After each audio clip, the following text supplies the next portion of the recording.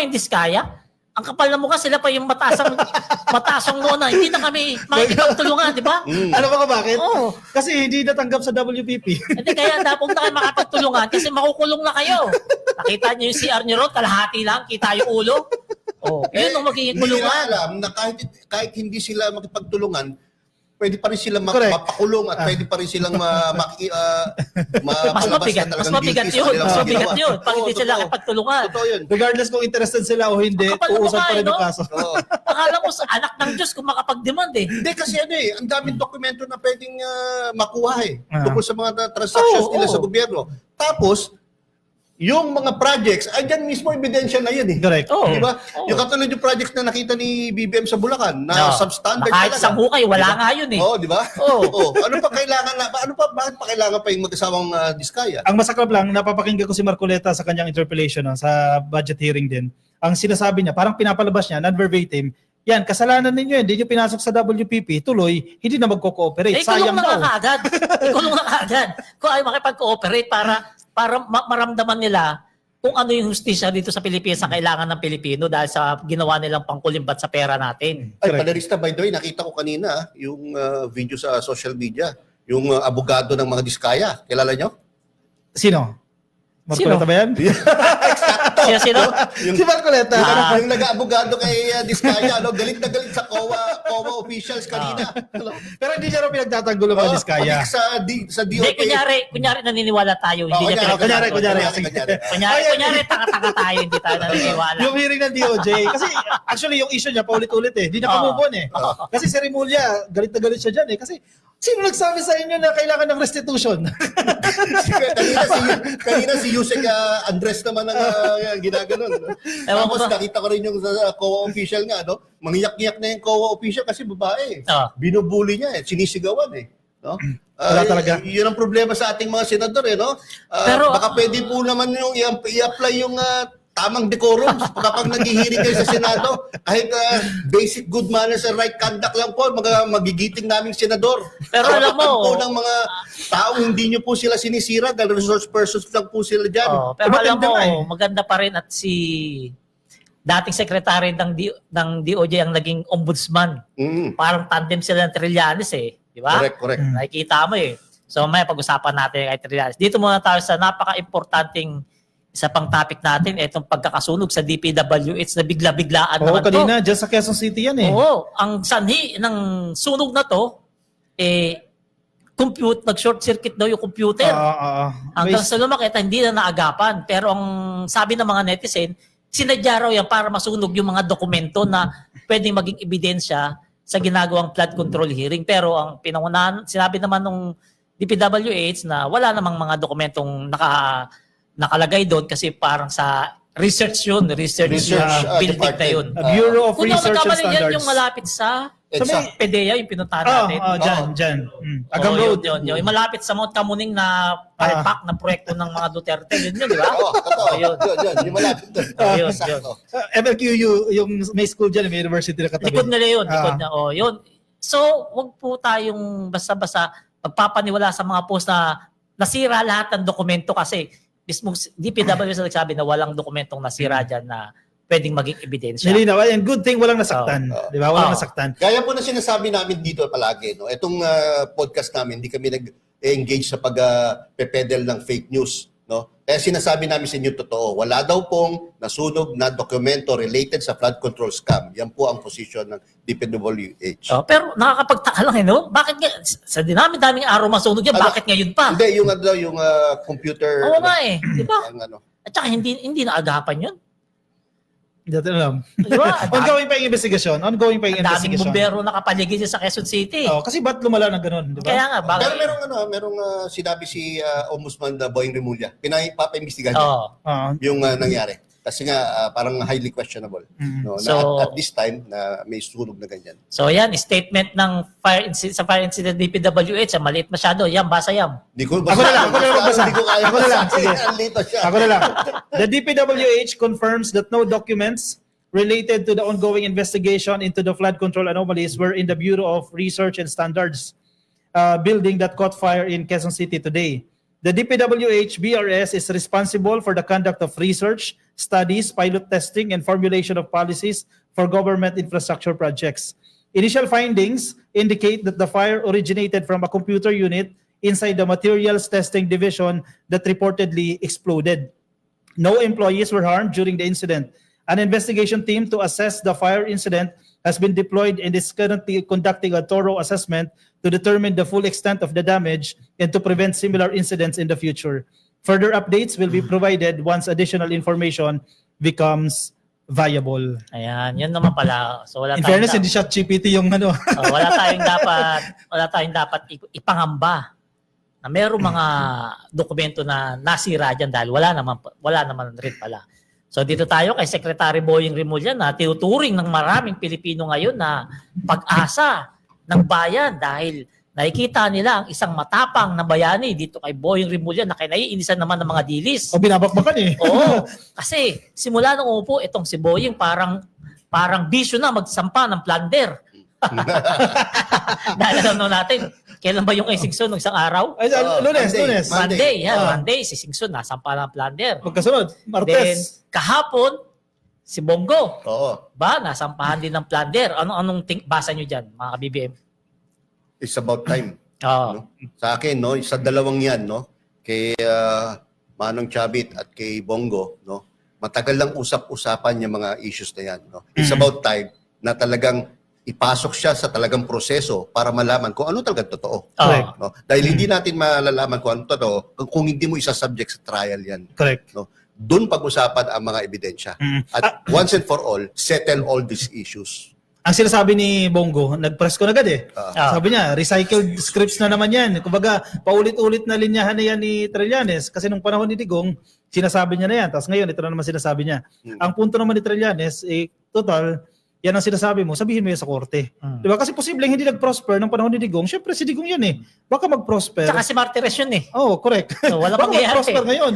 Ito ang administrasyon na yan. Ngayon, patunayan na lang ni Bongo, yung sinasabi niya na yan, doon nga talaga sa korte. Kasi Korte sa na ano lang, on its face, kung titignan mo pa lang, papakinggan mo pa lang si Sunny Trillanes without looking at the documents, talagang meron ng question talaga eh. Correct. Questionable na talaga eh. Una-una, nung panahon ni Digong, sino ang pinakakaan ng kamay niya? Siya. Si Bongo. Walang nangyayari sa gobyerno nung panahon na yan nang hindi alam ni Bongo or hindi dumadaan sa Patuloy kanya. kita. Hindi nga makapunta sila sa Sara Duterte, tatlong kakapatid sa Malacanang na hindi daradan kay Bongo. Totoo. In fact, kapag Kaya magkaawa yung dalawa ngayon. correct. Kaya nga nagpapa-appointment pa yung mga kakapatid, no? Na Oo. dumadaan kay Bongo bago nila makausap ng totoo yan. Sad reality. Bago nila makausap ang kanilang tatay. Ngayon, kung sa kanya dumadaan lahat ng transactions at alam niya lahat ng nangyayari sa buong gobyerno, bakit hindi niya malalaman yung transaksyon ng kanyang ama at kanyang kapatid sa isang company na ang pangalan ay CLTG, which represents his full name? Baka Christopher Lawrence, ano yun? Tesoro. Go. Baka naman nagkataon lang yun. Hindi, sabi nga, hindi niya daw alam eh. Ang hirap paniwalaan eh, no? Ang tawag doon, tell that to the Marines, di ba? Tell that to the Marines. Tell that to the Ikaw, Marines. May tatay ka, may kapatid ka, di ba? Oo. Yung negosyo ng tatay mo, imposibleng hindi mo alam yan. Kalokohan yun. Kasi tatay mo eh. Correct. And ang Diba? pinapunto niya kasi, hindi niya madidiktahan. Pero regardless, walang sinasabi doon sa batas, sa plunder law, na hindi mo pwede, na idahilan mo, hindi ko naman siya kaya pwedeng diktahan eh. Two options. Kung ikaw yung negosyante, huwag ka magkontrata sa gobyerno. Ano ba? Kung ikaw yung nasa Unang-una, gobyerno, bawal yun. umalis ka sa gobyerno. Oo. Kaya Choice sabi kayo ko, on its face, may problema na. Kasi meron na agad conflict of interest eh. Umamin Kasi din. up to the 4th degree of consanguinity, yung pamilya mo, hindi pwedeng pumasok sa kontrata sa gobyerno. Doon Doon pa pa lang lang, sablay na eh. Doon pa lang Correct. kulong na siya eh. Sablay Doon pa lang kulong na siya eh. Kung mapapaniwala pa niya sa kanyang mga depensa, ang mga taong bayan na nakikinig sa kanyang mga press con or sa kanyang mga sinasabi, talaga napakabobo na ng mga Pilipino. Isipin mo 7 billion pala. Almost 7, yeah. Ang 6.9 kontratang pinondohan ng gobyerno sa kanila at 5.1 billion dito ay award sa unang 2 taon ni Duterte bilang presidente ng Pilipinas. Kasama sa reklamo ang akusa, ang laban sa nabanggit si Duterte, yung tatay niya ni Bongo, yung kapatid ni Bongo at si Bongo mismo. Kaya itong si Bongo, hindi talagang panic talaga siya kahapon. Alam niya kasi mabigat itong kakaharapin niyang plunder case. Plunder yan. Lalong-lalo na yung bayani ng Pilipinas, si Remulla yung aasikaso dyan. Di ba? Kilala natin si Remulla, hindi mo masisindak yan. Tama ka, Diba? kapatid, mabigat yan, tapos meron ka pang ambisyon. Oo. Sa Ah. 2028. Hindi kasi plano, pagkakarinig ko sa mga kaibigan nating DDS vlogger, plano niya talagang labanan si Sara.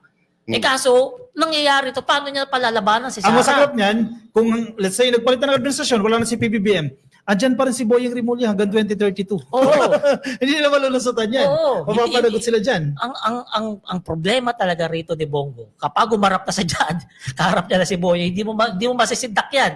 Ah. Kita mo mukha ni Boyeng, seryoso palagi, bihira mo biti. At saka sinubukan na nila, Diba? hindi sila O nagtagumpay. yun nga eh. Saka palirista, ang bilis kumilos ha. Oo. Bukas umpisa na yung initial preliminary Ah, ganun? investigation nung sinampang kaso ng DPWH ata. Alam mo ba kung bakit?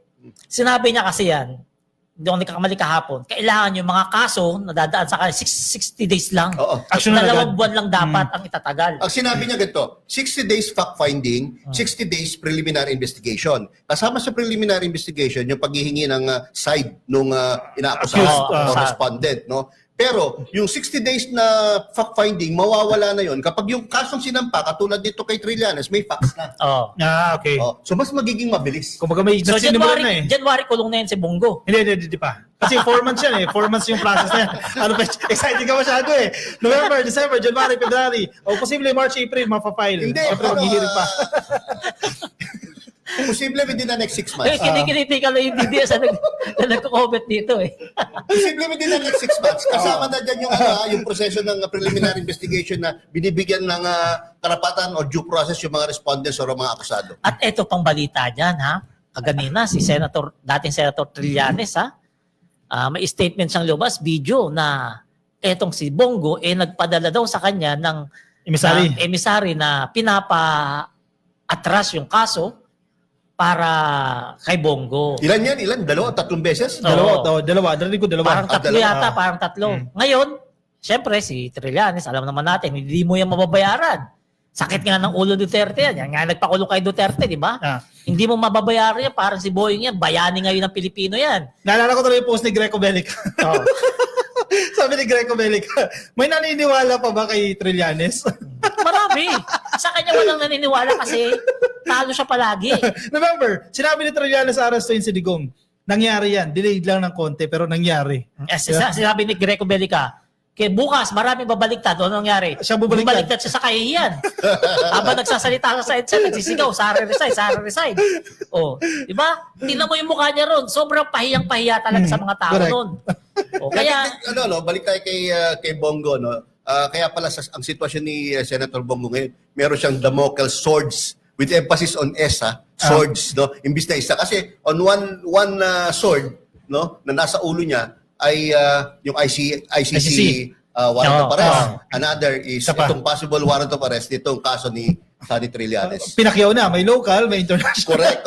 pero tingin ko, mauuna dyan yung plunder sa tingin ko Tingin ko dyan kasi syempre, According to kay Senator Sonny Trillanes, yung ICC si Trillanes din yun, no? correct, sila na Siya nag-initiate yan. Siya rin, no? Sila. Oo. Yung kaso, yung warrant of arrest para sa mga respondents diyan, ina-expect kay Bongo next year, first half of next year.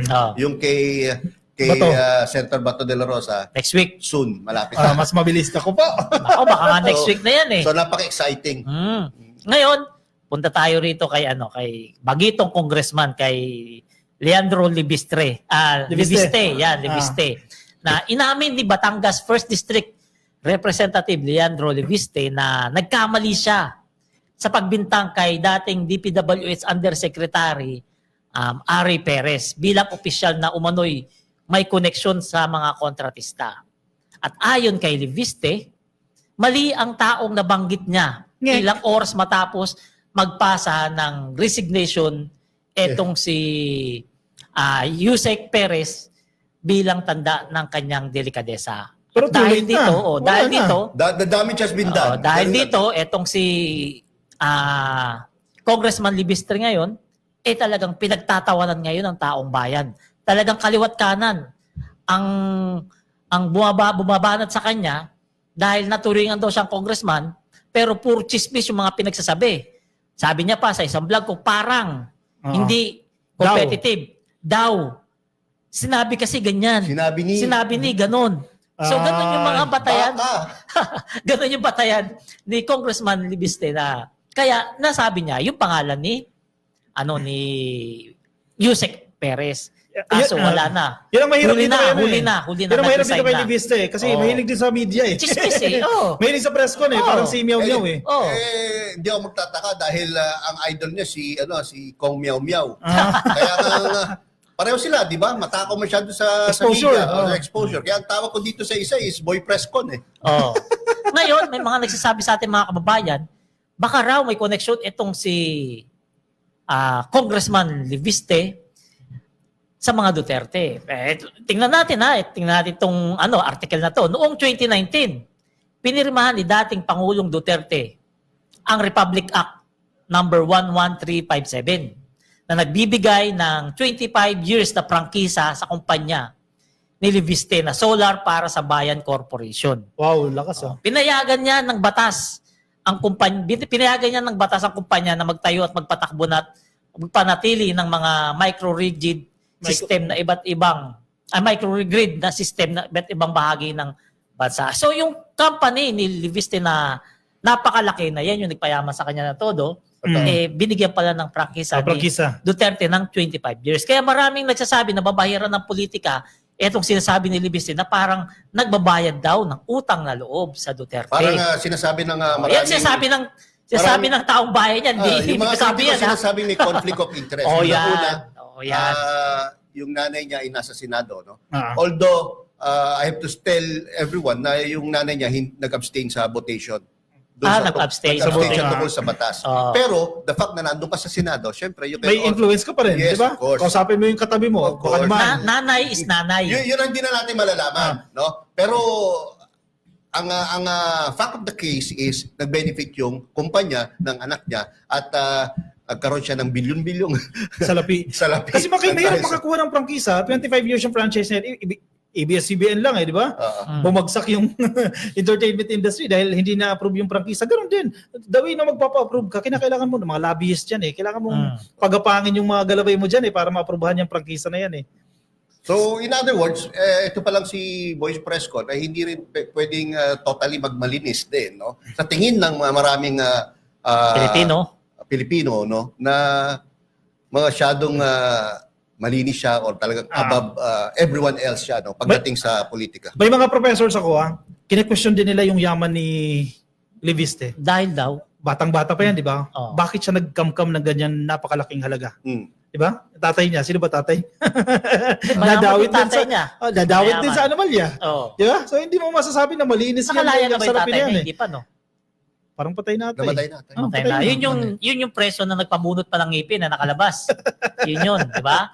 So ngayon, etong si Libiste, hindi natin masisisi yung mga kababayan natin kung ang tingin sa kanya, parang pumapanig doon sa kabila. Kasi nga, isipin mo, nagbitaw siya ng salita na naging sanhi ng pagre-resign ng isang magaling na undersecretary sa makakatulong kay Vince Dizon para at least kahit paano mapabagal yung pagtanda ni Secretary Vince. Actually, palirista, parang kahit si Secretary Vince Dizon, parang tinry niyang siraan sa sitwasyon. Ay, hindi niya kaya yun. Hindi niya kaya yun. Siyang masisira doon. Kaya nga, yun nga nangyari. Diba? Siyang masisira. Diba? Siyang nawawalan ng kredibilidad ngayon kasi nung mahilig siya magpa-press con, nang wala naman siyang ebidensya. Wala naman siyang ebidensya, kundi baka daw. sinabi niya. Diba? Diba? Pero mahirap walang ebidensya Wala Yun, alam mo yung ini-interview nga siya ng reporter habang ginagawa ko yung vlog ko. Tinitingnan ko yung mukha niya habang nagpapaliwanag na alam niya na sa isip niya, nasasabit siya.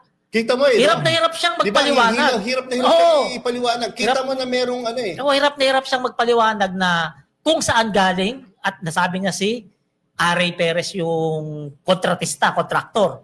Sabi, marami kasi nagsasabi sa akin na Sasakasakap pa. Yung drama diba? pa, nasa gitna ka ng press con, sasagutin mo yung tawag. Di ba? Pwede mo naman silent yan Tsaka, mag-excuse ka sa media, lumabas ka kasi mag-usap ka. Yan ang napala ngayon itong si Boy Presscon. Nagaya siya kay Meow Meow na napapahiya ngayon na imbis na hinahangaan dapat to Yung una, maganda yung entrance niya hinahangaan to Ngayon pinagtatawanan na lang. Kung tutusin talagang kahanga-hanga Bakit? Napakabata nito nung may-ari ng isang renewable energy company, di ba? Using yun nga, solar, no? Tapos talagang napalaki niya yung kumpanya hanggang sa may benta sa grupo ni Manny V. Pangilinan, no? At dahil sa pagkakabenta, he's now a billionaire at the age of early 30s, no? So talagang nakahanga. Kaya lang kung ganitong way or paraan niya, no, para mas lalong sumikat o para mas lalong magkaroon ng kapangyarihan, ay mali ang ginagawa niya. Mali, wrong move to ako sa kanya. Kung ganyan na siya kayaman, hindi na siya dapat pumasok diyan sa mundo ng politika. Yun ang tanong, bakit pumasok ka pa? Oh, baka lang. Kasi baka gusto lang. rin makatulong. Baka lang gusto magpapansin. Gusto makatulong o gusto mo protektahan ang makatulong. dapat protektahan. Ganun naman yung mga yan eh. Ba't ka tumakbo? Para makatulong. Sarap chinelasin kagad yung mga ganyan sa amin. Pagkampanyahan, ang daming maaasahan, ang daming malalapitan. Ang hirap naman hanapin. Kasi naawa siya sa tao bayan. Oo, di ba? Yan ang problema dito. Para din pala yan, hindi ka mawawala pero hindi ka rin magkakaroon. Yan ang-